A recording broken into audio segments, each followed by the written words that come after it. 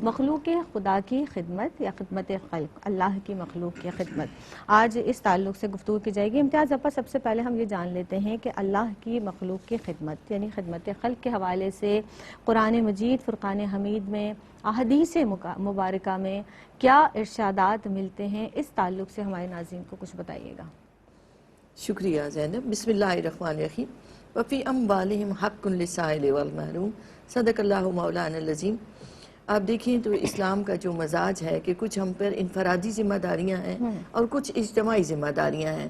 ان انفرادی ذمہ داریوں میں ایک طرف جہاں عبادت و بندگی آتی ہے، وہاں اجتماعی ذمہ داریوں میں اپنے ارد گرد کے لوگوں کا خیال رکھنا آتا ہے۔ اور خدمت خلق کے آپ لفظ پر ہی غور کریں تو خدمت کا مطلب ہے کام کرنا، کسی کے کام آنا، اور خلق سے مراد مخلوق خدا۔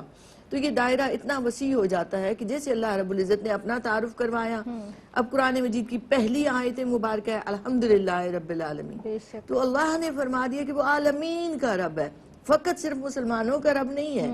تو عالمین کا رب ہونے کا مطلب یہ ہے کہ وہ تمام عالمین، تمام مخلوقات کا بنانے والا بھی، پالنے والا بھی، ان کو رزق دینے والا بھی، ان کی پرورش کرنے والا بھی وہی ہے۔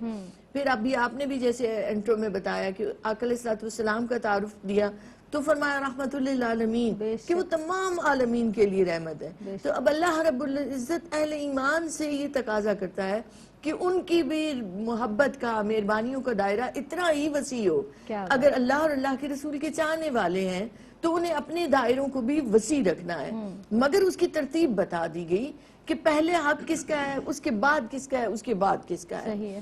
پھر آپ دیکھیں تو انسان کے لیے سب سے زیادہ مشکل آج کے دور میں مال خرچ کرنا ہے، تو خصوصی طور پر حب مال کو دلوں سے نکالنے کے لیے بے شمار آیات مبارکہ میں بار بار ترغیب دی گئی۔ آپ دیکھیں سورہ آل عمران میں آتا ہے لن تنالوا البر حتی تنفقوا مما تحبون، تم نیکی کو پا ہی نہیں سکتے ہو جب تک اپنی پسندیدہ چیز اللہ کی راہ میں خرچ نہیں کرتے ہو۔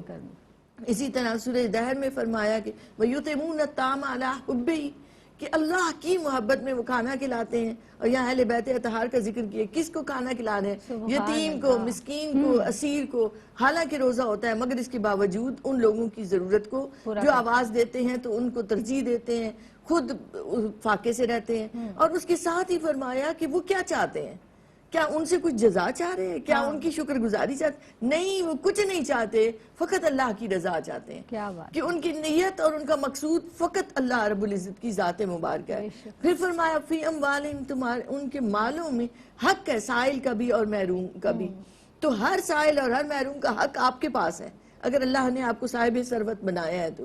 اب دیکھیں ابتدا ہوتی ہے سورہ بقرہ کی، اور اللہ رب العزت نے متقی لوگوں کی نشانیاں بتائیں، تو ان میں ایک نشانی بتائی مما رزقناہم ینفقون، تمہارے پاس جو کچھ ہے، علم ہے، مال ہے، طاقت ہے، وسعت ہے، کشادگی ہے، ہنر ہے، جو کچھ تمہارے پاس ہے سب دیا ہوا کس کا؟ اللہ کا، تمہارا اپنا کوئی کمال نہیں۔ مما رزقناہم، جو ہم نے ان کو دیا ہے۔ رزق کے مفہوم کو بہت وسعت دی ہے علماء نے کہ ہر چیز اس میں شامل ہے۔ تو فرمایا کہ اللہ والے متقی لوگ، ڈرنے والے وہ ہیں جو اس شکرانے میں ان ساری چیزوں کو اللہ کی راہ میں لگا دیتے ہیں، خرچ کرتے ہیں۔